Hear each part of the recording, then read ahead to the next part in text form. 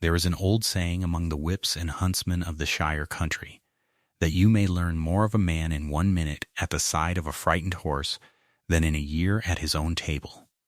For at the table he tells you what he wishes to be, while at the horse tells you what he is.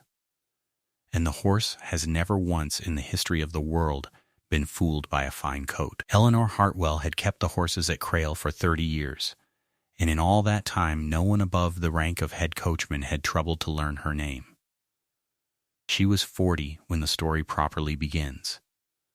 She was a tall, plain, upright woman with hands bitten and rope burned and steadied by a lifetime of horses, and hair the color of a bay's winter coat, going gray at the temples, bound back without vanity beneath a plain kerchief. She had been born in a huntsman's cottage at the edge of the Crayle Park, and learned her whole trade before she could read, at her father's stirrup, in the one school that never gave a certificate and never took a fee. She held no office the family would have recognized, and drew no wage above a groom's. She was simply the woman the stable sent for when a hunter went lame in the night and no one could find the cause, or a colt had been so mishandled it would let no man near it, and it was understood, in the wordless economy of the yard, that whatever Eleanor Hartwell could not gentle was not to be gentled by anyone at Crayle short of the knacker's pistol, and often not even by that, for she had talked more than one condemned horse back from the very muzzle of it. The morning the new Duke came home, she was in the far paddock with a nervous young mare, and she did not go up to the house to see him arrive. "You'll not even come and look?" said Tom Ferris, the youngest of the stable lads, hanging on the paddock rail, with his cap shoved back and his cheeks red from running. "There's a coach and 4 and outriders, and they say he's black as a thundercloud and hasn't smiled since the young lord was killed, and Mr. Bedevin has the whole yard lined up on the cobbles like a troop. Won't you come, Mrs. Hartwell?"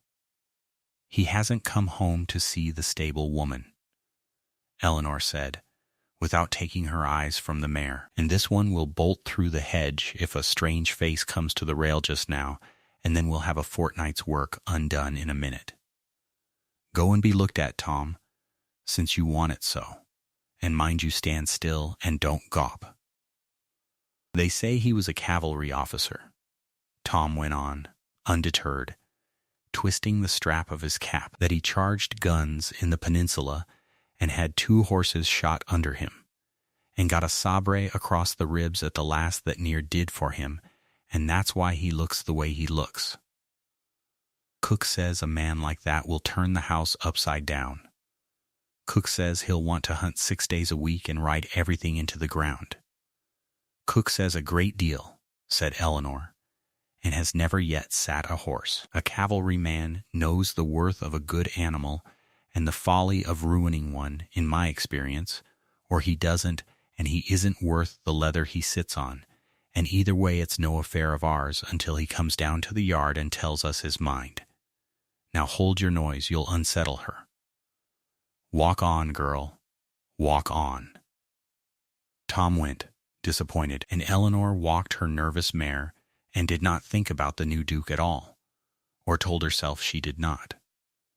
She had served 2 masters at Crayle before him, and buried both, the last a fair, reckless young man thrown and killed not 18 months since by the very Stallion that now stood raging in the end box, the horse the whole estate spoke of in lowered voices. This 3rd master was the dead man's younger brother, home from his regiment to a title and a house full of grief, and if he was black as a thundercloud, Eleanor thought, that was the business of his valet and his God, and no concern of a woman who would in all likelihood never exchange a word with him from this day to the day she died. She was wrong about that, as it happened, but not for 9 days.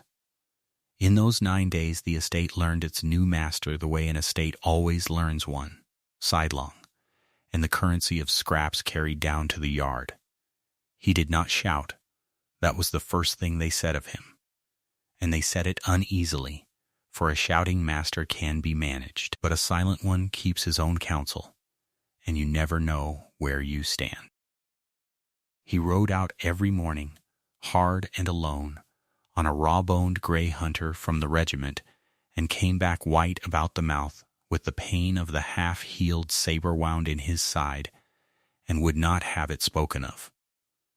He had brought from the army exactly one man of his own, a groom servant, grave and weathered, and for the rest took the estate as he found it, and looked at the ranked servants that first morning with dark eyes that seemed to young Tom to be looking straight through them all at something bleak that had followed him home.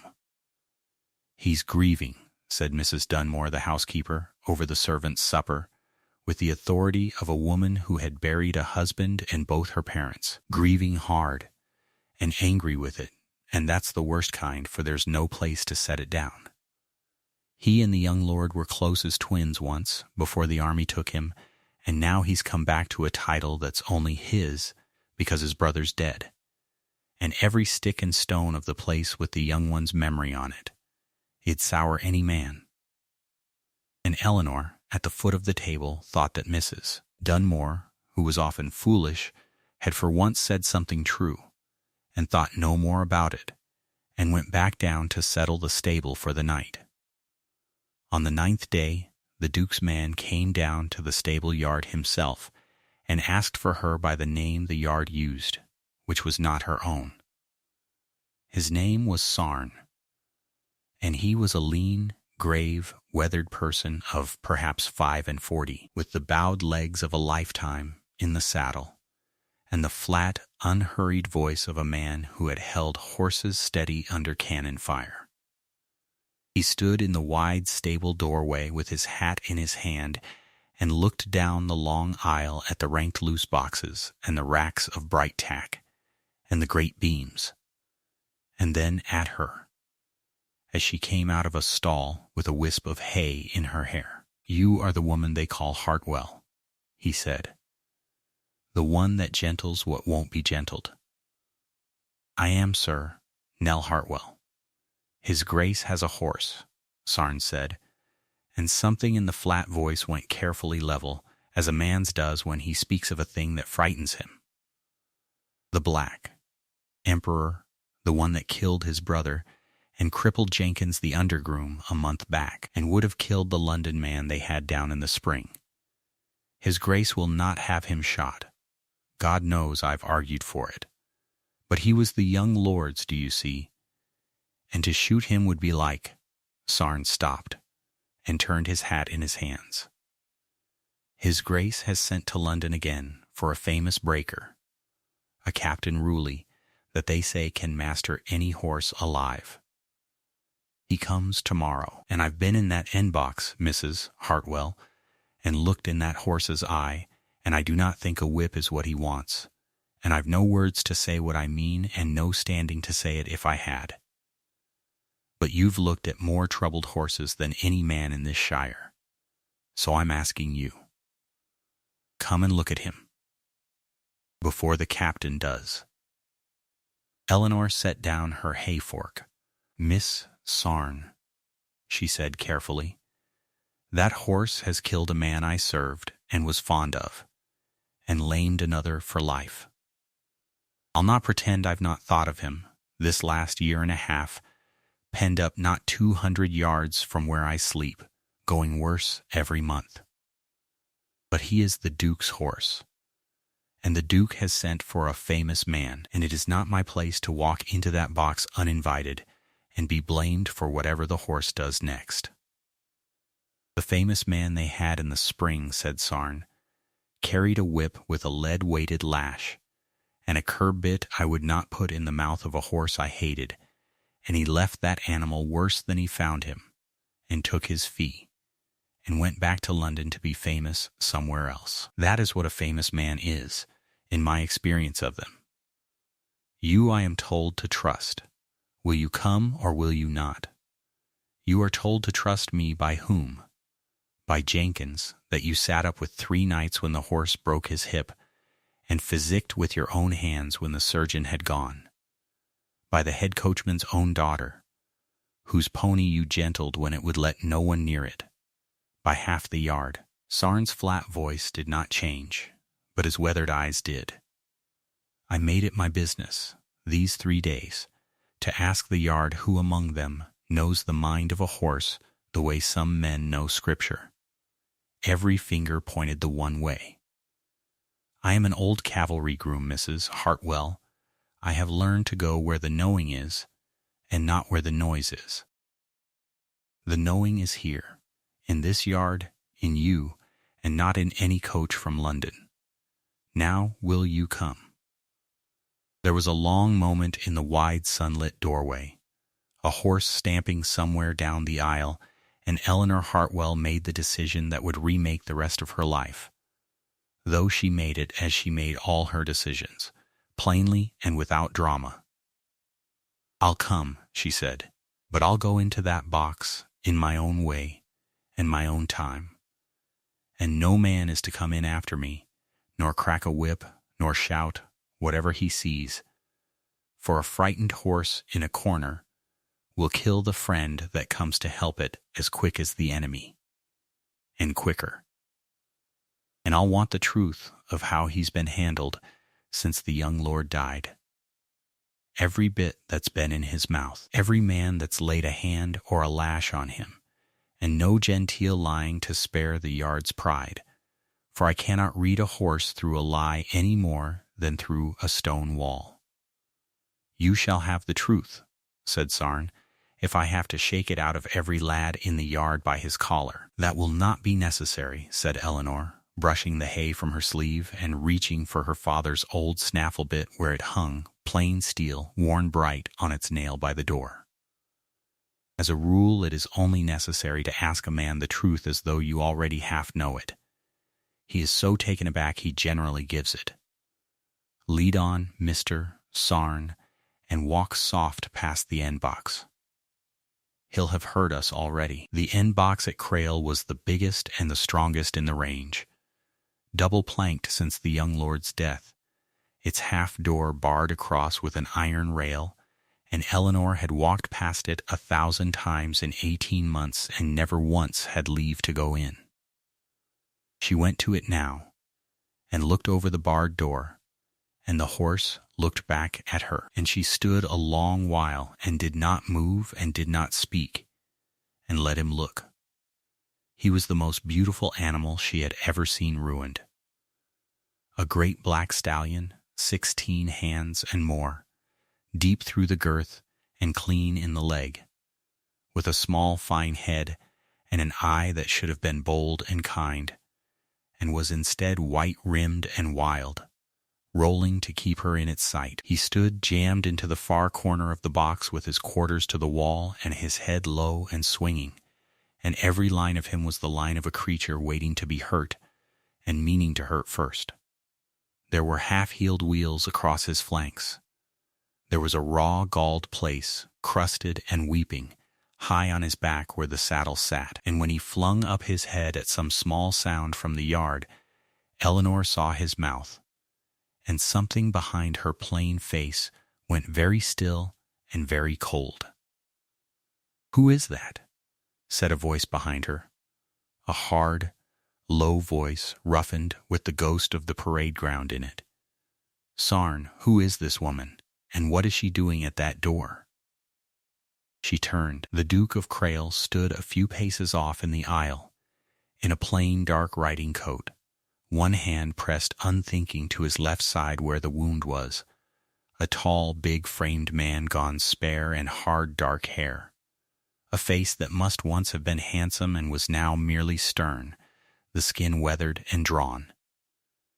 His eyes, when they found her, held no lordly disdain, only a bleak, exhausted, furious wariness, the look of a man who has had strangers standing about his grief for weeks and is sick to death of it. "This is Hartwell, your grace," said Sarn steadily. "That gentles the estate's horses. I asked her to look at Emperor. On my own head. Did you?" The Duke came closer and looked at Eleanor with the flat contempt of a man protecting himself with rank. "A stable woman. Corbin has been to the kitchens for a witch, and Sarn to the paddock for one. Well, Have you come to charm my brother's murderer with a song, mistress? To whisper in his ear the secret no whip in England has found? No, your grace, Eleanor said. I've come to look in his mouth. That checked him. He had expected fright, or fawning, or the bright false hope people bring to hopeless things. And she had given him none of it. His mouth, he repeated. If you'll permit me, and if you'll all of you stand back, and be quiet, and let me be, for he'll not show me a thing worth seeing, with 3 of us crowding his door. She did not wait for the permission. She unbarred the iron rail, slow and unhurried, talking low and steady all the while in a voice with no words in it to speak of, only the long rising and falling murmur that grooms and mothers and shepherds have used since the world began. And she opened the half door just wide enough, and she went into the stall with the killer horse, and she left the door open behind her, and she carried nothing in her hands at all. Sarn made a low sound. The Duke went rigid, and his hand dropped from his side and half rose, as though he would drag her out, but she had told them to be still, and something in the plain certainty of her stopped him, and he stood and watched, as she had told him to. She did not go to the horse's head. She stood inside the door, sideways to him, not looking at him, breathing slow, and let him come to the fact of her in his own time. The horse trembled and rolled his eye and pinned his ears and did not charge. By small degrees his head came lower. By smaller degrees she moved, never toward him, but along the wall, so that she was near his shoulder without ever having walked at him. And all the while the low wordless murmur went on, and her hands stayed open and down. And at last, when he had let her stand a hand's breadth from his shoulder without lunging, she laid one flat palm very gently on his sweating neck. And he shuddered from poll to tail and did not strike. And she slid the hand up along the crest, and eased his lip back with her thumb, and looked. Then she stood a moment more, with her hand on him, and looked at the galled and weeping wound on his back, and blew softly once into his nostril the way her father had taught her 40 years before, and stepped back, and came out of the box as quietly as she had gone in, and barred the door, and turned to the Duke of Crayle with a face like a coming storm. "Who," she said, very low, "put a curb bit in that horse's mouth?" "The captain in the spring," said Sarn. "Ruleigh's own pattern. A Spanish curb, he called it. He left it. It's on the wall yonder. Fetch it." Sarn fetched it. It was a cruel thing of blackened steel, a high port to press the roof of the mouth and long shanks for leverage, and along the mouthpiece, when Eleanor turned it to the light, there were dried dark stains that were not rust. "Your Grace," she said, and her voice was steady now, and carried down the whole aisle so that the lads at the far end went still. "Your horse is not mad, and he is not a murderer. He is in agony, and has been for a year and more, and every wicked thing he has done was a creature in torment trying to keep men from hurting him worse. Look," she held up the bit. "This has a port that stands up into the roof of his mouth like a chisel, and it has cut the bars of his mouth to the bone on both sides, ulcered and half rotten, so every pull of a rein this last year has been a knife to him. And under his saddle there is a gall gone deep and septic, ridden on till the pain of it would make a saint kick. He rears because a hand on the rein is a knife in his mouth. He will let no man mount because the saddle is a branding iron on his back. He killed a fat London bully with a lead whip because the man was flogging a beast already half mad with pain, and I only wonder he did not kill more of you. Your brother," and here she gentled her own voice, seeing the Duke's face, "your brother, God rest him, most like rode him with this very torment just begun, Because it is easier, your grace, to call a horse a devil than to kneel in the straw and find out what is wrong. He is a good horse tortured into a bad one, and he can be brought back by any fool with the sense to take the iron out of his mouth and give him time. And I'll say it to your famous captain to his face. The aisle was very quiet. Sarn had taken his hat off again without knowing it. The Duke of Crayle stood looking at the plain gray-haired woman and the bloodied bit in her hand as though she had struck him across the face. That, he said at last, softly, is a monstrous thing to say of a horse that killed my brother. It is, Eleanor agreed, and I am sorry to say it, for I loved the young lord in my way, and grieved him. But you asked me to look, your grace, and I looked. And I'll not tell you a comfortable lie about a horse any more than a horse will tell one to you. Your brother was killed by a horse, that's true. But the horse was not the wickedness.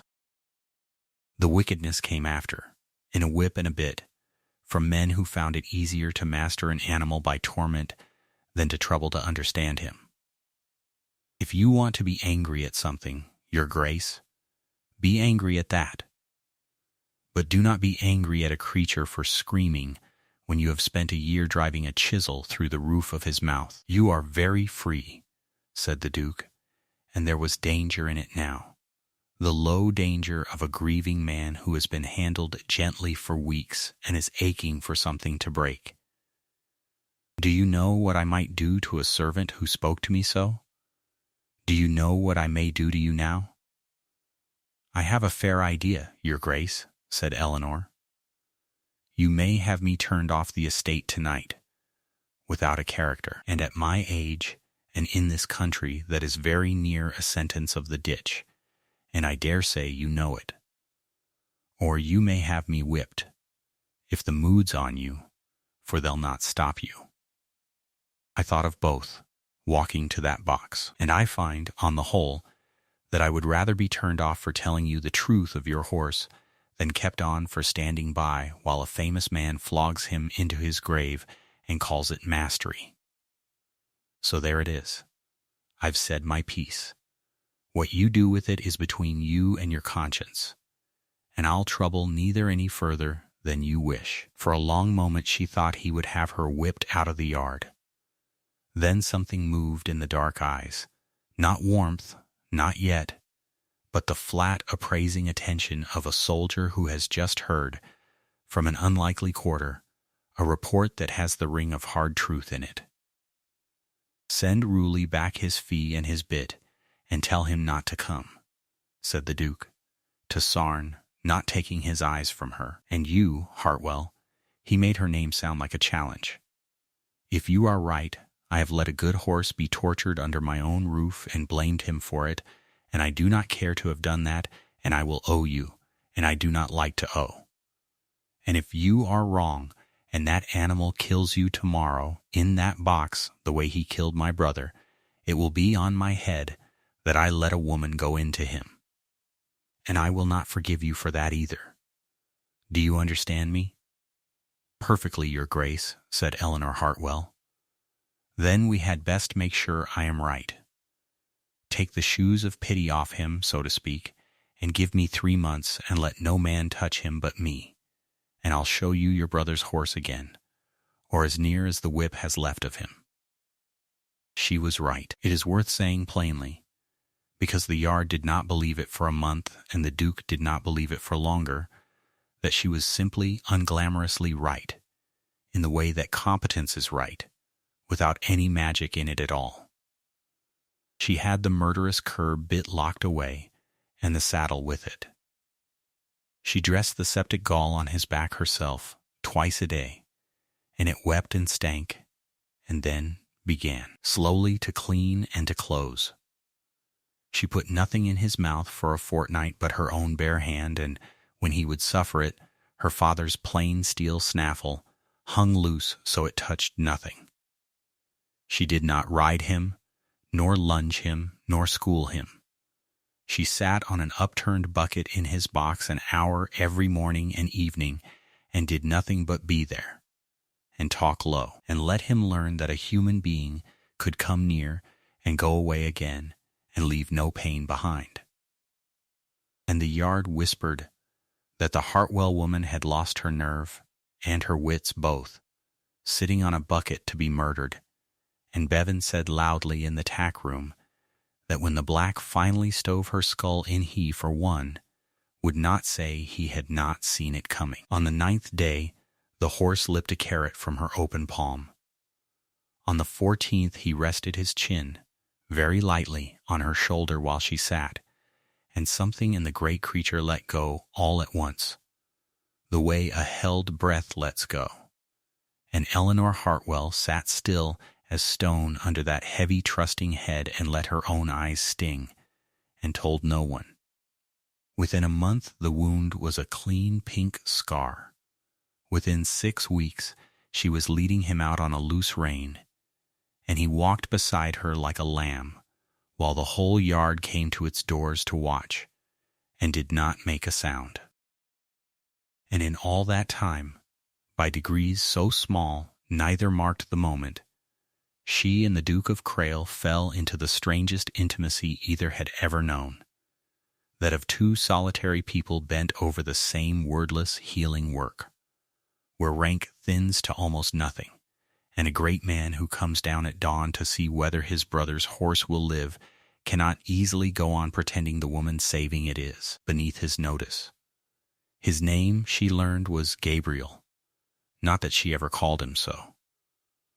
But she learned it, as one learns things at a shared task in the early dark, along with a great deal else he would never have told a fine lady across a drawing room. For he came down to the yard. That was the thing the whole estate remarked, and could not account for, that his Grace, who received no callers and sent his own tenants to his agent, came down to the stable in the gray of the morning and again in the gold of the evening, and stood at the end box with his arms on the door, watching the black horse and the plain woman, and asked her questions and, stranger yet, listened to the answers. "You do not fawn," he said to her one evening, watching her rub the stallion's neck with a wisp of straw. He was leaning on the half-door, and the wound in his side was troubling him, she could see, though he would sooner have died than say so. "In 2 months you have not once told me the horse is doing better than he is to please me, nor called me poor your Grace, nor made a show of your own courage in that box. Why is that?" "Because you'd know I was lying," Eleanor said, "and a horse would too, and I've spent my life in the company of creatures that can't be flattered, and lost the knack of it. And because a man doesn't want to be told his horse is mending when it isn't. He wants the truth of the animal so he can act on it. He'll not carry a saddle again before my Kelmus, your Grace, whatever your pride would like, for the muscle over that scar has wasted and must be built again slow. That's the truth of him. Take it or leave it." "My Kelmus," he said, "you are very sure." "I am always sure," said Eleanor, "when I am sure. It saves everyone a deal of grief." He almost smiled. Then she saw the corner of the hard mouth move, the first time she had seen anything like it, and Eleanor Hartwell felt something turn over in her chest that she had thought too old and too plain and too sensible to feel, and she put it away at once, firmly, the way she put away a young horse that was not yet ready for the thing it wanted to do, and went on rubbing the stallion's neck. She was 40. He was a duke. She had no illusions, and prided herself on that above all things. A woman who gentles horses and sits up with the dying ones cannot afford them. They get people killed. Whatever this was, this ease between them at the horse's door, it could be nothing, and she would let it be nothing, and by he would be well, and would marry some pale young heiress with a dowry and a seat in 3 counties, and Eleanor Hartwell would go back to her loose boxes and her groom's wage and count herself lucky to have served. That was her plan. It was a good plan, and a wise one, and it lasted a great while before it broke. But it was breaking, quietly, all through that long bright summer, in the way such plans break, which is not all at once, but a grain at a time. For the Duke, healing in his body and rawer than that in his grief, was a man with a sharp, restless mind and nothing to do with it, and Eleanor, coming and going with her salves and her long patience, was the only person on the estate who would contradict him. The rest of the household agreed with everything he said, out of fear and habit, and it was driving him half out of his wits. "They are afraid of me," he complained to her one gray afternoon, both of them under the eaves of the tack room while the rain came down and the yard steamed. "Every soul on this estate. I say a horse is fit, and Bevan agrees before the words are out of my mouth. I say the weather will hold, and it pours, and Bevan says how right I was to bring the coats. I have not had an honest disagreement since I left the regiment, and a man cannot see straight, Mrs. Hartwell, when everyone about him is nodding at once." "Then it's fortunate for your eyesight," said Eleanor, coiling a lunge rein over her elbow, "that I've never yet agreed with you when you were wrong, and don't mean to start for a groom's wage." "No," he said, and there was something almost wondering in it. "No, you have not. Why is that?" "Sarn fears me, and Sarn rode through the French guns beside better men than me and buried most of them." "Sarn," said Eleanor, "has something to lose by you. His place, his pension, your good word when he's too old to work. I've nothing to lose that I didn't have before you came, which is a bit and a key and the trust of every horse on this ground, and not one of those is in your gift to give or take. A person who wants nothing from you, your grace, is the only person in the world who can afford to tell you the truth. You'd do well to keep one about you always. They're worth more than a famous captain, and a deal harder to come by." He looked at her a long moment through the falling rain. "And you want nothing from me, nothing you could give me," Eleanor said, and believed it, and went to see to the horse, and did not see the look on his face as she crossed the yard, which was the look of a man quietly revising everything he had assumed about the shape of his own life. They talked, in those weeks, more than either had talked to another living soul in years. It began with the small commerce of the yard, this hoof, that fetlock, whether the black might be turned out an hour in the small paddock, and it widened, the way a river widens, until there was no bank to it. He told her about the peninsula, and the regiment, and the friends he had left in Spanish and Portuguese ground. He told her about his brother, whom he had worshipped as a boy and quarreled with as a man, and left in anger to go for a soldier, and never made it up with, because the letter that would have made it up was still unwritten in his coat when the news came that Frederick was dead in a stable yard with a broken neck. "I did not even hate the horse," he said one evening, apropos of nothing, staring down the darkening aisle. "When I came home I wanted to, it would have been simpler, a thing to shoot and be done. But I would stand at that box and look at him raging in the dark and think, he is the last living thing my brother loved. And I could not shoot him, and I could not master him, and I could not bear him. And so I let a fat man from London flog him, and I paid for it and looked away, which is the worst thing I have done in a life not short of bad things. I let the last thing my brother loved be tortured, because I had not the courage to go into the straw myself and find out what was wrong. My brother would have known in an afternoon. I have been a duke a year and a half, and did not think to ask the one person on my own estate who could tell me, because she was a woman and a servant, and I had never troubled to learn her name. And why is that, your grace?" Eleanor asked quietly, not looking up from the strap she was mending, because she had learned that men say the truest things when they are not being looked at, because the ones who come close are generally after something, he said. The place, the money, the name. I learned that young. It is easier to be alone and know why men smile at you than to be surrounded and always wondering. Sarn is the nearest thing I have to a friend, and Sarn is my servant, and I pay him, and so even that is spoiled a little. Do you see? Even that I cannot quite trust, though God knows he has earned it. He looked at her. But you will not take my money. You argue with me.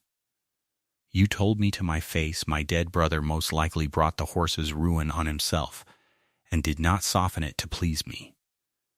You are the first person in 20 years who has cost me nothing to be near, and I do not know what to make of you at all. Eleanor set down the strap, and for once did not have a quick, plain answer ready. I'll tell you what to make of me, she said at last. I'm a woman who found out young she had one thing worth having, which was that a horse would trust her. Not beauty, you can see I've none. Not a fortune, nor a family beyond a huntsman father 20 years dead. Only that I could stand in a field with a broken creature and be still enough and true enough that it would come to me at last, when the loud men had failed with their whips.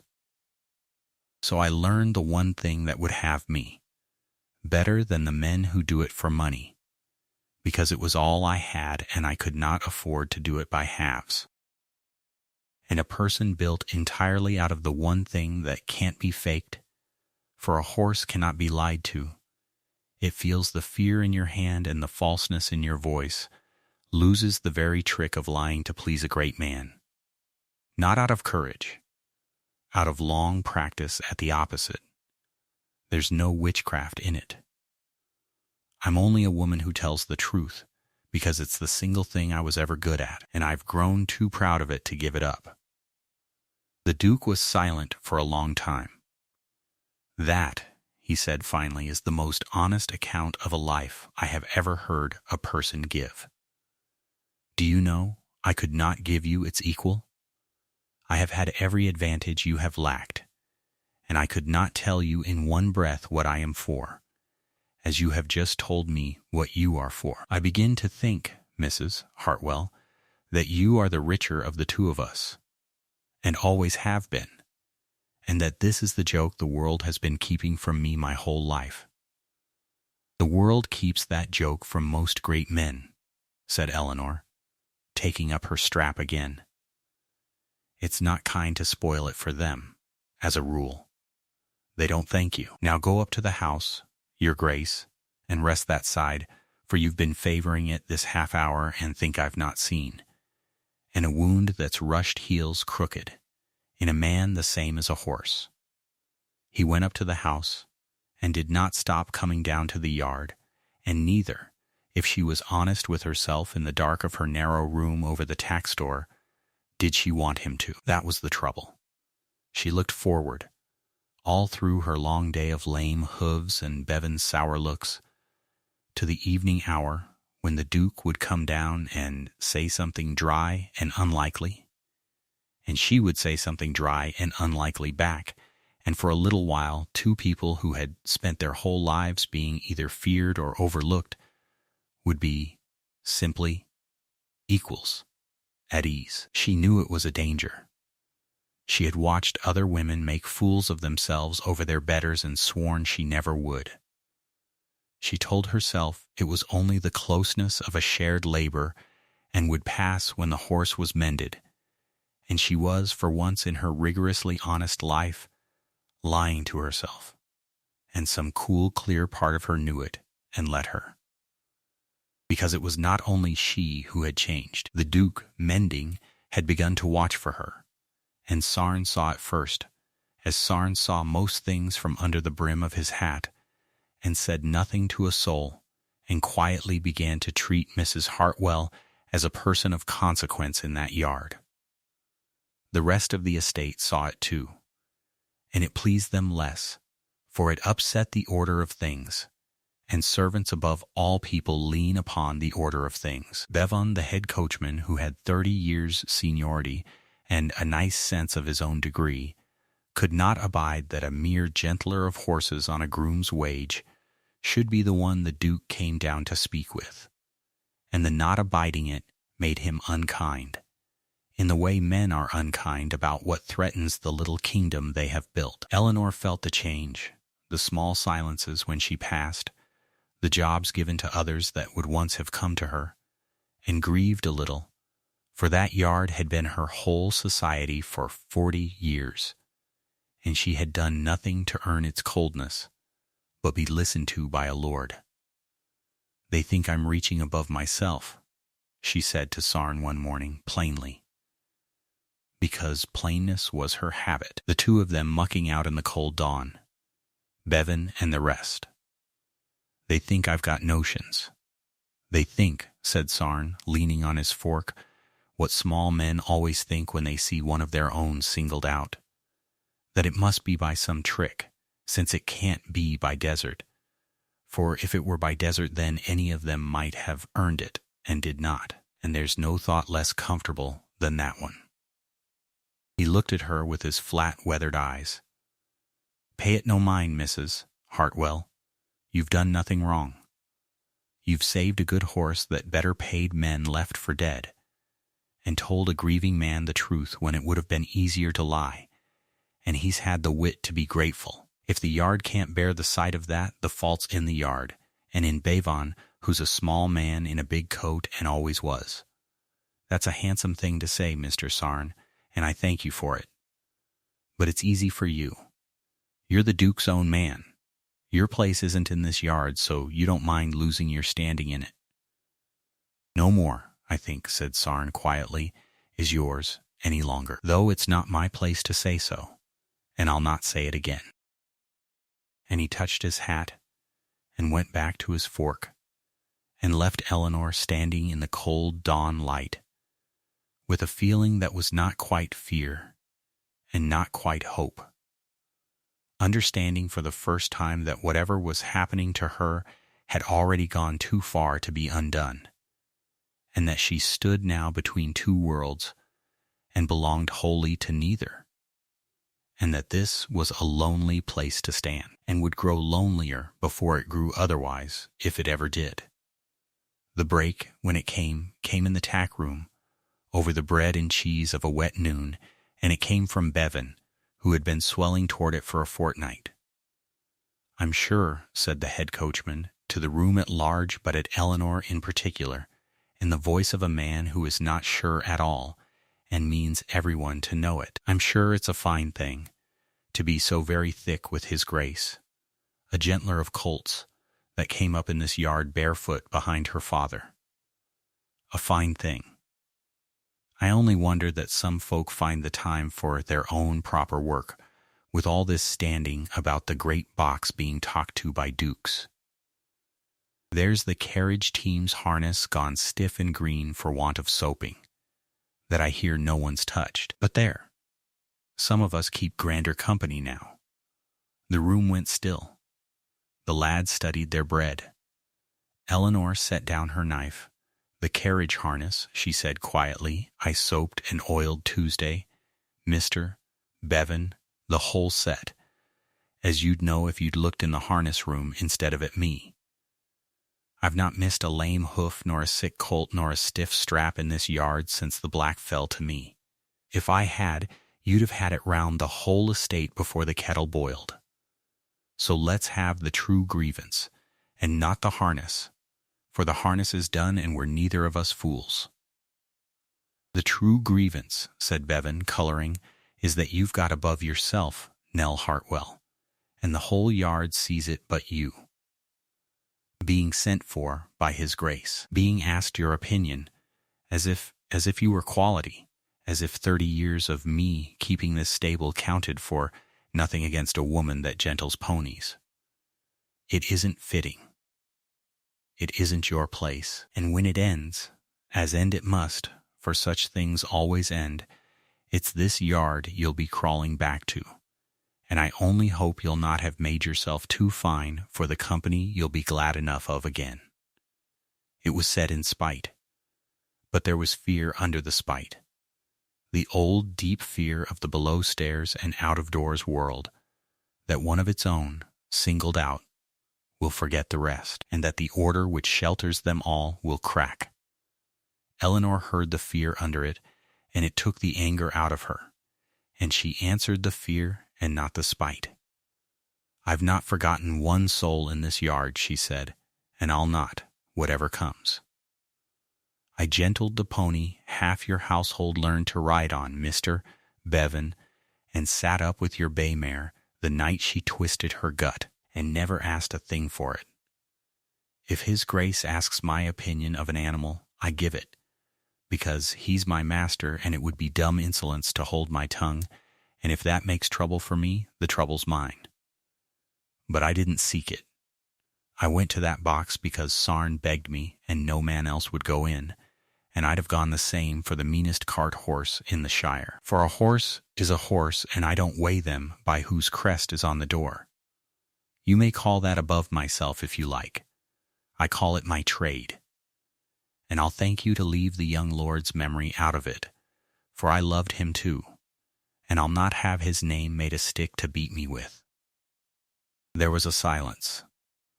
Then old Marsh, the farrier, who had shod horses at Crayle for 40 years and spoke perhaps once a season, said gruffly into his mug, "She talked my grey out from under the knacker's gun when he foundered, winter afore last. 3 days on a bucket she sat with him, never asked a farthing." And another voice, down the bench, a young lad's, said, "Eh?" "And she splinted my terrier's leg when the wheel went over it, and it runs on all four to this day." And Bevan, outnumbered by the plain memory of the room, went red and then white and shoved back from the table and stumped out into the rain, and did not speak to Eleanor for a fortnight, and then, being not truly a bad man but only a proud and a frightened one, made it up over a shared job with a foundered mare, and no word said on either side. Which is how such things are mended in a stable yard. But the exchange had cost Eleanor something, and she carried it to the black horse's door that evening in her face, and the Duke, who by now read her as closely as she read his Stallion, saw it at once. "Something has happened," he said, straightening from the door where he had been waiting. "Below in the yard. Tell me." "It's nothing, your grace. A tack room squall. It's mended, or mending. It is not nothing. You have the look you had the first day, at the box, the look of a woman who has stood her ground and been bruised for it. Tell me who has been unkind to you in my own stable, and I will." "You'll do nothing," she said sharply, and then gentler, "You'll do nothing, your grace, if you've any care for me at all. Do you not see it? That's the whole of the trouble. If you take my part in this yard, you make it true. You make me the woman who has the Duke's ear, who need only murmur, and a head coachman of 30 years is turned off. You'd ruin me with the kindness. The only way I keep my place among them is to fight my own battles at my own bench with my own weight, and win them or lose them on my own account, as one of them, and not as your favorite." She said the word as though it tasted of the septic wound. "Let me be, your grace. I've faced down harder rooms than a tack room, and worse tempers than Bevan's, on 4 legs and 2. This one I can manage, if you'll only keep your hands off it." He looked at her a long moment, and something in his hard face was working. "You will not let me give you money," he said slowly. "You will not let me raise you, nor name you, nor defend you. You guard your independence of me the way a picket guards a bridge, as though your very life hung on my never being suffered to do you one good turn you have not earned twice over. Why, Nell? Other servants scheme for a lord's favor their whole lives. You run from mine as though it carried the plague, because a lord's favor is the plague to a woman like me," she said. A great man takes a fancy to raise a servant, and the day the fancy passes, and it always passes, she's left with the hatred of everyone she was raised over, and no place in any world. I saw a dairymaid at my last place raised to be a lady's woman, and dropped in a year, and where is she now? In the ditch, and every one of us glad to see her fall. I swore, long ago, that whatever I got I'd get by my own hand and hold by my own right, so no man's changing mind could take it from me. My bit is mine, my key is mine, the trust of a horse is mine, and no one can ungive it, for it lives in the animal and not in any man's whim. Those are the only things truly safe, and I'll not trade them for your favor, which is here today and married to an heiress by my Kelmus 12-month. She stopped, having said more than she meant, and looked away. Forgive me, I speak too plain. No, said the Duke, very quietly. No, you speak exactly plain enough. You always have. And he said nothing more that evening about defending her, and let her go to her work when the horse was settled, but he stood long after at the Black's door in the dark, turning over the words married to an heiress by Michaelmas, and finding, somewhat to his own alarm, that the picture they made, of himself, at a fine table in a fine house, across from a pale, well-bred girl who would agree that his horse was fit when it was lame, filled him with a flat gray dread he could not at first account for, and then could account for all too well. Still, she would not name the thing, not even to herself, for Eleanor had a horror of the particular folly of an aging woman who lets herself hope, and is laughed at for it, and deserves to be. So she held her tongue, and held her heart, and did her work.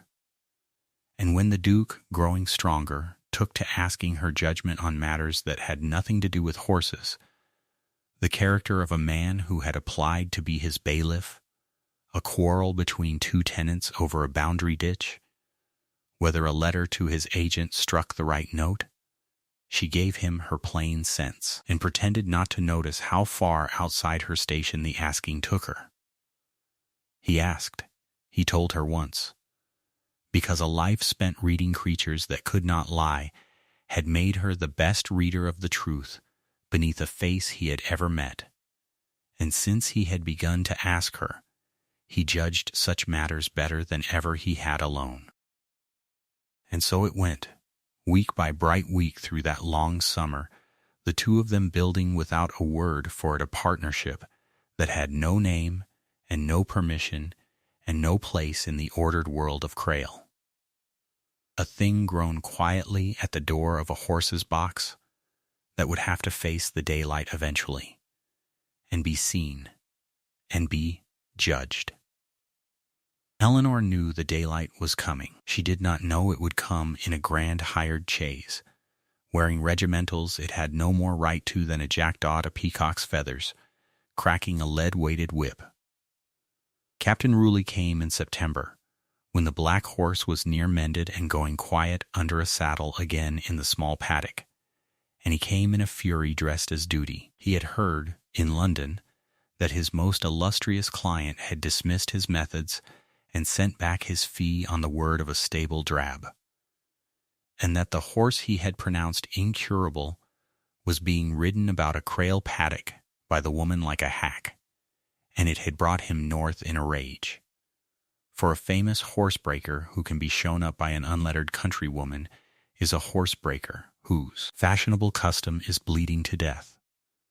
And he had written ahead, cunningly, not to the Duke but to Bevan, whom he had marked in the spring as a man with a grievance to nurse, and Bevan, God forgive him, had written back. Eleanor was in the great stable aisle when he arrived, as it happened, leading the black in from the paddock on a loose rein, with the low sun pouring gold through the tall arched windows, and she would have taken the horse quietly to his box and thought no more of the noise of an arriving chaise. But Ruley came striding into the stable, with Bevan a half-step behind him, and his eye fell on her, on the plain brown habit, the kerchief, the scarred hands, the great horse walking gentle at her shoulder that he had sworn could not be handled, and some instinct told him what she was, and he chose, being the kind of man he was, and seeing the yard beginning to gather, to fight his battle in front of an audience. "You," he said, "woman, you are the creature that's been meddling with his Grace's stallion." Eleanor halted the horse and set her hand on his neck to steady him, for the loud voice had made his ears go back. "I've been gentling him, sir. Yes, gentling." Ruley gave a bark of a laugh, playing to Bevan, to the gathering lads, to Sarn come frowning to the aisle, to the Duke himself now appearing under the far archway drawn by the noise. "On what training? What authority? Who taught you your horsemanship? Some poaching gypsy over a hedge fire. Speak up, mistress. What master did you serve your time under, that you set yourself up to overturn the considered judgment of a man who has broke horses for 3 royal dukes?" "I served my time under my father, sir," said Eleanor, "who was huntsman here 40 years. And under the horses themselves, which are the only masters worth the name in this business, and the only ones that can't be fooled." Her father. Ruley turned to the Duke, spreading his hands in delighted appeal, the whip swinging from his wrist. "Your Grace, you see the depth of the imposture. An unlettered stable drab, an unsexed creature that would be better employed at a wash-tub, has been suffered to make a mock of a professional man's science, and to sit a dangerous horse about your paddock till it turns, and breaks her neck under your very windows as it broke your late brother's. It would be a comedy, your Grace, were it not your own good name upon the block. For a horse gentled by a woman's coddling is a horse that will kill the first gentleman fool enough to trust it. I must insist, I must beg, that this creature be turned off the estate this very hour, and the animal put back under proper, professional, manly correction before her folly costs another life. Your own head coachman here will bear me out." "That I will," said Bevan, thickly, not meeting Eleanor's eye. 30 years I've kept this yard, your Grace, and never seen the like of a woman set up over trained men. It's not fitting. It's not safe. Captain Ruley has the right of it. It was very well done. It was the kind of speech that wins its case in 9 great houses out of 10, for it enlisted rank and science and the deep, comfortable prejudice that a professional man's word must weigh more than a servant woman's, and a manly method more than a womanish one, and it had the head coachman's own 30 years thrown in behind it. Eleanor felt the yard begin to believe it. She felt the young lad's eyes slide from her, embarrassed for her. She was, after all, only what he said, an unlettered woman in a brown habit with scarred hands. And he was a captain who had broke horses for royal dukes, and this was his world of loud mastery and not hers. She might have borne it in silence. She had borne a great deal in silence over 40 years. But the Duke had drawn breath to speak, and she saw in his face that he meant to defend her, to spend his own hard-won authority before his whole household on a stable woman, and she could not let him do it, for it would ruin him more than it saved her. A great man may keep an eccentric servant. He may not be seen to prize one above a gentleman captain and against his own head coachman, not without a whisper following him to his grave. If he defended her here, they would say she had bewitched him, and the saying would stick and cost him more than she was worth. She saw all this in the half-second before he spoke, the way she saw a horse gather to rear before its haunches dropped, and she made her second life remaking decision as plainly as the first. So Eleanor Hartwell handed the black horse's rein to Sarn, who had come silently to her side, and folded her scarred hands in front of her apron and defended herself. "Captain Ruley," she said, and her voice was not loud, but it carried the length of the stone aisle, because it did not shake. "You ask who taught me. No academy did, that's true, for there's none would take a woman. I learned my horses at my father's stirrup and in this shire's fields for 40 years, where a mistake is buried under the plow the next morning, and no fine bill sent after, off every troubled beast that better men gave over, until I knew the mind of a frightened horse better than the men who claim to break them with a whip, and never trouble to learn why the creature is afraid." She took a step toward him, and Captain Ruley, to his own surprise, took one back. "You had this horse in the spring, sir. You put in his mouth a curb of your own pattern with a port like a chisel, and drew it till it cut the bars of his mouth to the bone, and I have that bit still, with his dried blood on the steel of it, for I keep everything, being a careful woman, which is a habit you might study to your profit. You flogged a beast already half mad with a septic wound the size of my 2 hands under his saddle, a wound your professional eye never troubled to look for, and you called his screaming vice, and took your fee and went back to London. I have a farrier and a stable of lads that saw the state of him when you done, and the sound of him now, and would say so to a magistrate. I could lay that bloodied bit on this table and let any bench in the county judge which of us 2 has abused a dumb creature. I am no scholar, Captain, but I can read the marks a cruel man leaves on a horse well enough to hang his trade with them." The silence in the great stable was total. The low sun poured gold through the tall windows, and dust hung in it, and no one moved. Captain Ruley had gone the color of tallow. He opened his mouth and shut it, and looked for the first time directly at her, and what he saw in the plain, weathered face was not ignorance and not insolence, but certainty, the terrible, flat certainty of someone who is holding the truth and knows exactly how heavy it is.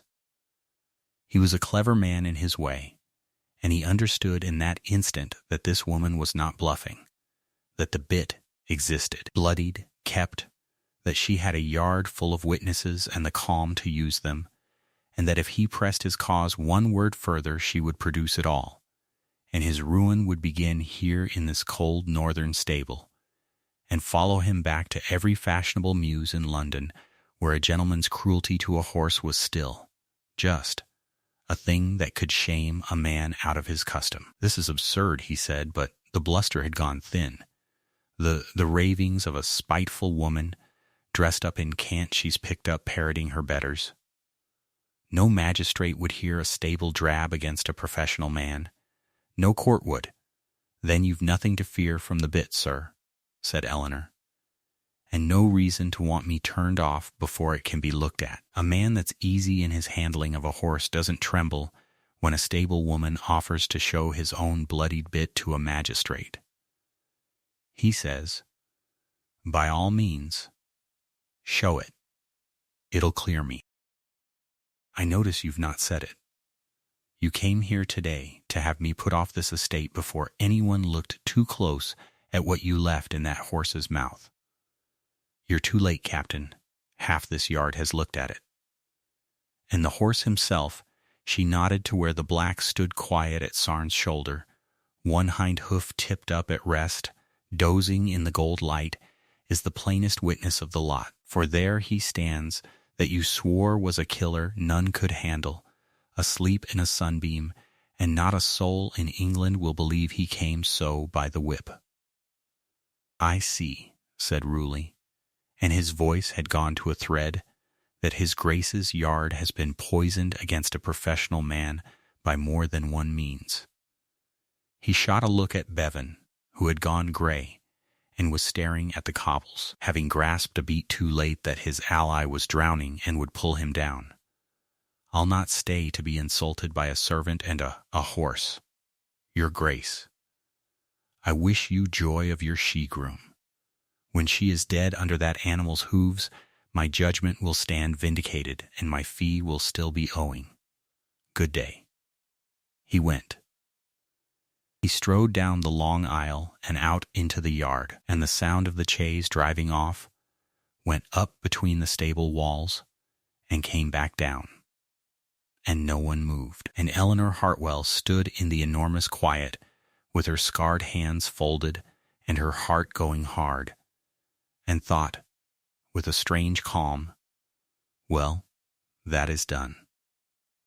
Now I shall be turned off too, for a great house cannot keep a servant who shames a captain and a head coachman together in its own stable.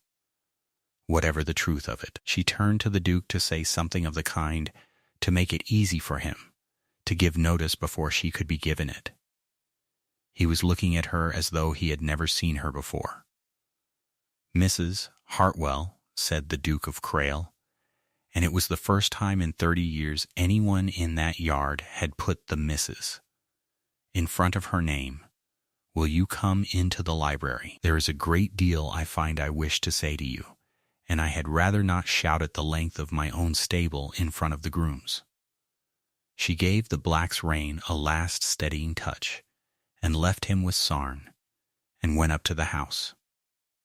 Bevan, on the cobbles, sat down heavily on the edge of the mounting block, a man who has bet his standing on the wrong horse and knows it. Sarn, holding the stallion, allowed himself for the first time in the whole affair the ghost of a smile, and then, being Sarn, took it off his face and cleared the aisle of gaping lads with 3 flat words and a jerk of his head, and led the black quietly to his box, so that whatever passed in the library should at least pass unwitnessed by the yard. What passed in the library that September afternoon Eleanor never repeated to a living soul, and neither did he, and so it must be given here as the two of them alone knew it, which is to say plainly, and with the understanding that plain words were the only kind either of them trusted. He shut the door. The room was full of the flat gold light of a northern autumn, falling across the ranked books and the great globe and the long table where an estate map lay half unrolled. And Eleanor stood in the middle of it, with her hands folded, and waited to be thanked and pensioned and sent away, and had her whole speech ready. How she had served the estate gladly. How she would go without fuss. How she asked only a character, so that she might find another yard that wanted a woman who knew horses. He offered her, first, money, a sum that made her sit down without meaning to. She refused it. He offered, next, to make her stud groom of Crayle in name as well as fact, over Bevan's head, with a proper wage and a title and rooms of her own, and this she did not refuse, but she did not answer either, because she could see in his face that it was not what he had brought her into the library to offer, and that he was working his way toward the true thing by the road of easier things, the way a man rides a nervous horse at a wide ditch by first walking it up and down the bank. "Your Grace," she said, when he had run out of easy things and stood at the window with his back to her, silent, looking down at the yard where the black horse's box could be seen. "You're a plain-dealing man when you let yourself be, and I've never known you a coward. Whatever it is you brought me in here to say, say it, for there's a horse below that I've not settled for the night, and I'd rather leave him unsettled an hour for the truth than stand here for a speech that goes round and round the field and never takes the jump." "Gabriel," she said then, more quietly. She had never used his name, and did not know she was going to, and the sound of it stopped him as though she had laid a hand flat on his chest, and he turned. "There, I've said it once, and the roof's not fallen. Now you say your piece, and I'll say mine, and we'll neither of us be cowards about it, for I'm too old to be courted round the houses, and you're too honest to enjoy the doing of it. So, he said it. He said that in 20 years of soldiering and 40 of living, he had never met a person, gentle or common, whom he trusted as completely as the plain, blunt, fearless woman who had walked unarmed into a killer's stall when he had not the courage to. A duke might marry a fortune or a bloodline or a pretty face and be attended all his days by people paid to lie to him, and die at last surrounded by comfort and grieved by no one who had truly known him. Or a duke might, if he had the courage and did not give a damn for the drawing rooms of 3 counties, marry the one soul on his own ground who had proved past all doubting that she would tell him the truth though the heavens fell. And a captain roared, and her own place was forfeit for it. "You stood in my stable an hour ago," he said, "and you would not let me defend you. Do you know why that undid me, Nell, when nothing else in 20 years has? Because I saw what you were doing. You saw, quicker than I did, that if I spent my name on you before the whole yard, the world would say you had witched me, and it would cost me, and you would sooner take the whole weight of that man's spite on your own back and be turned out onto the road than let it cost me a farthing. You protected me, a servant, with nothing, protected a duke, with everything, and asked nothing for it, and meant to walk out of my house and my life without so much as letting me thank her. And I stood there and understood all at once that in my whole guarded, wary, well-defended life, I have never once been loved by a person who wanted nothing from me, and that I was standing there about to let her go. Eleanor said nothing. She could not. "I am not offering you rank," he went on. And now the roughened parade ground voice went for a moment unsteady, and he did not trouble to steady it. "Rank is nothing. I was born to it, and it brought me a cold house and a brother I quarreled with and buried, and a stable full of my own cowardice. I am offering you the only thing I have found in this life worth the giving, a partnership of equals in the plain sight of God, my name to yours, my judgment laid open to your plain sense every day that we both live. I would be obliged to you, more obliged than I can say, if you would spend what's left of both our days keeping me honest. For no one else alive is willing to try. And I find, Nell, that I cannot go back to being lied to. You have spoiled me for it. You have shown me the difference between being served and being loved, and a man cannot unsee that, and I will not have any woman in England but the one who taught it to me at the door of a horse's box." Eleanor Hartwell was 40 years old, and she had prided herself her whole life on having no illusions, and she discovered in that library that she had been nursing the largest illusion of all, the one that told her that a woman like her was not permitted, by God or the world, to be simply and fully loved for exactly what she was. "There will be a great scandal," she said, when she could speak. "There will," he agreed. "A magnificent one. The dowagers of 3 counties will take to their beds. I find I am looking forward to it. They'll say you married your stable witch. They'll say I trapped you, or charmed you, or worse. They'll say it of me till I die, and some of them after. You know they will. You've lived among them. You know exactly what they are." "I do," he said. "I know them to the bone. And I have decided that I do not care a straw for the opinion of people I do not respect, upon a matter they cannot understand, concerning the only happiness I have ever been offered.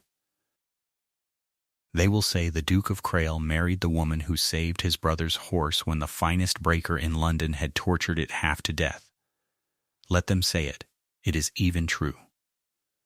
And he crossed the room and held out his hand to her.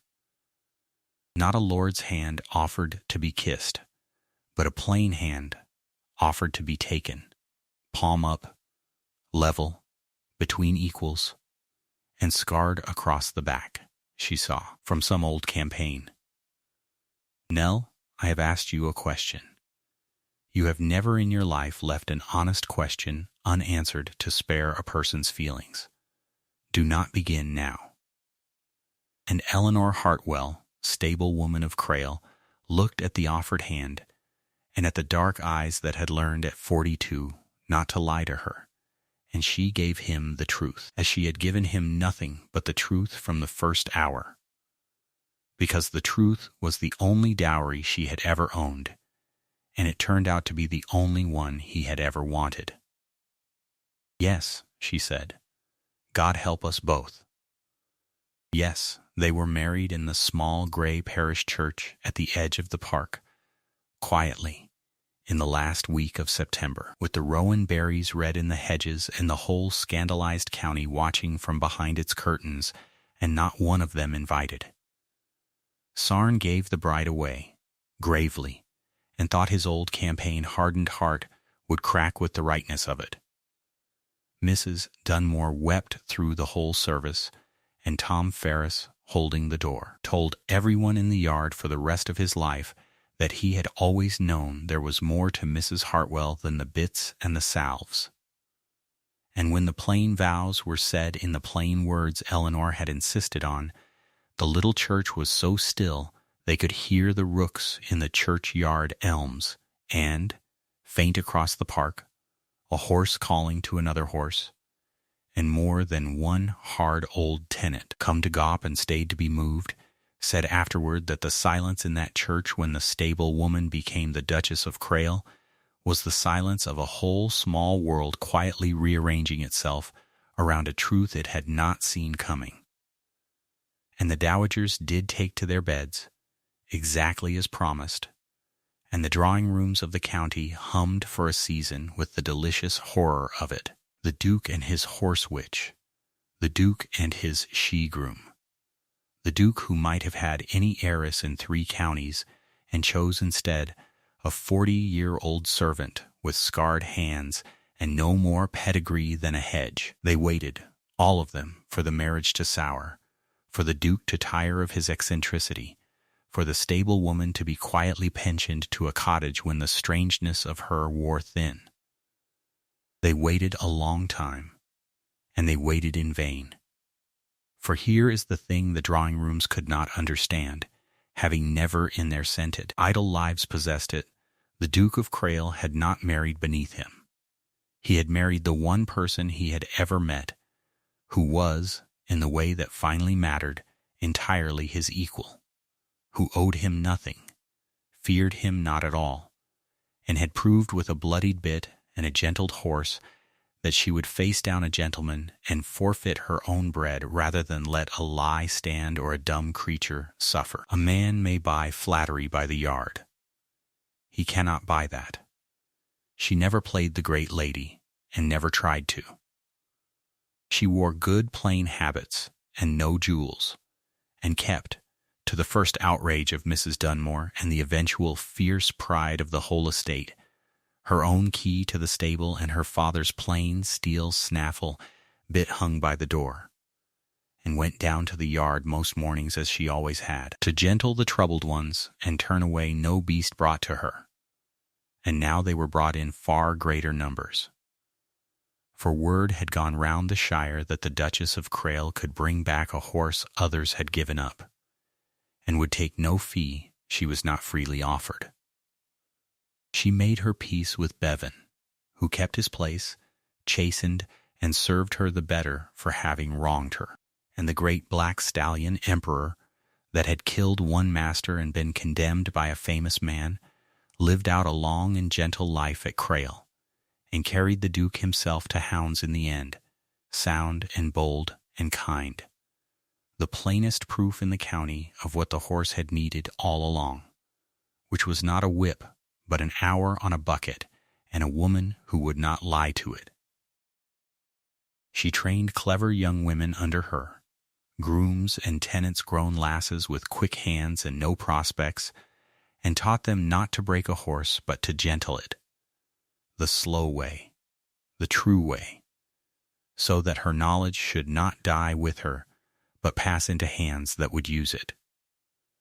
She and the Duke were seen, by such of the county as would still receive them, to be the plainest spoken and most quietly contented couple in the north of England, and it was observed by the sharper sort that his Grace, who had come home black as a thundercloud and half in his grave, had become a man at ease in his own skin, who laughed easily and lied never, and looked at his unlikely Duchess across their supper table as though he could not quite believe his own good sense. And the county, which had come to sneer, came slowly and grudgingly to something else.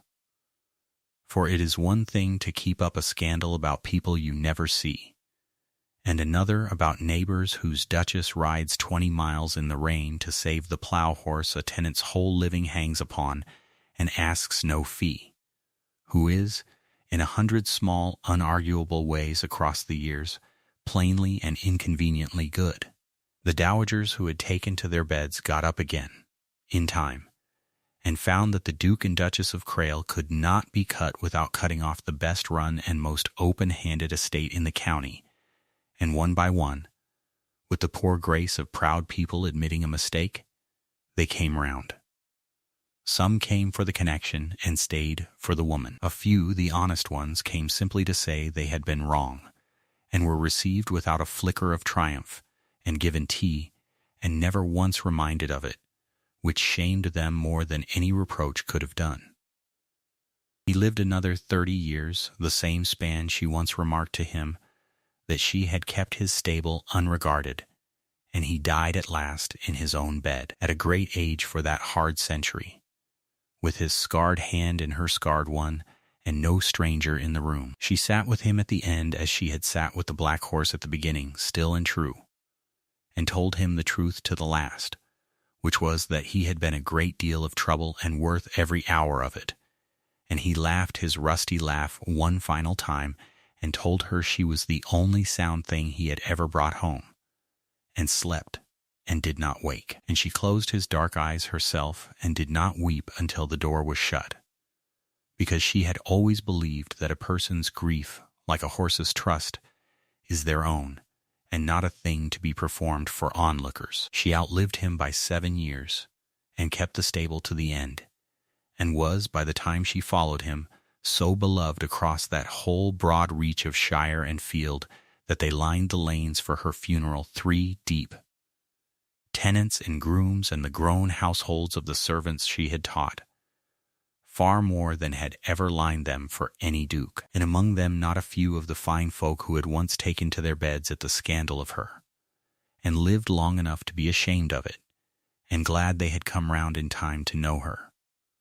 And they led her father's old horse behind the coffin with the plain steel snaffle on him and the stirrups reversed, which is the honor done to a soldier, and which the whole shire agreed, that day, was no more than her due. There is an old saying among the whips and huntsmen of the shire country that you may learn more of a man in 1 minute at the side of a frightened horse than in a year at his own table. Eleanor Hartwell kept the stable at Crayle for 30 years before anyone above the head coachman troubled to learn her name, and for 30 years after, as its mistress, and in all that time she never once told a comfortable lie to spare a great person's feelings, nor mastered by fear what could be won by patience.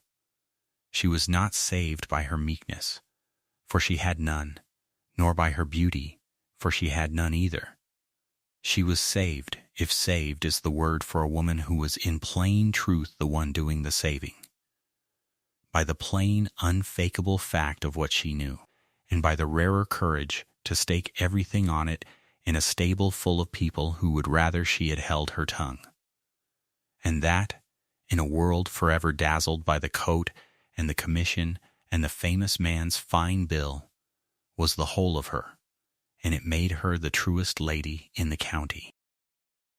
The poor whose horses she saved said it first, and the tenants after, and in the fullness of years even the great folk who had scorned her came to say it too, until it was less an opinion than a fact of the country, worn smooth with saying that a plain brown-clad woman with scarred hands had walked unarmed to a killer horse and told nothing but the truth to a grieving duke, and it made her the truest lady in the county.